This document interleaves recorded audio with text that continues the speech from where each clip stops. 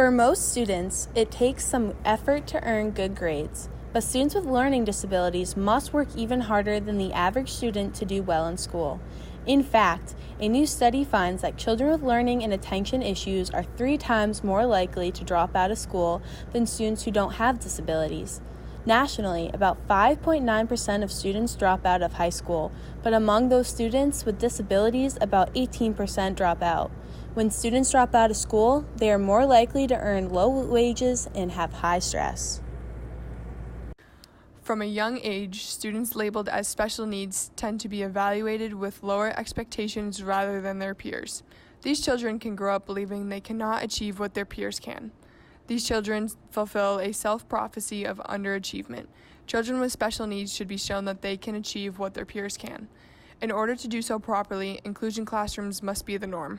An inclusive classroom must incorporate instructional strategies that focus on all learning outcomes, meeting every child's needs.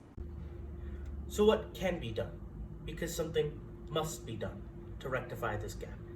Students who receive special education have multiple rights enshrined under the law in IDEA, and this protects them from things such as discrimination and gives them access to assessment that must be appropriate. As we know, assessments must be fair, reliable, and valid, but also under IDEA, appropriate. It's not 100% clear why there is a gap between students who receive special education and don't, and that there is a 13% higher dropout rate among students who receive special education. But what is 100% clear is that something must be done.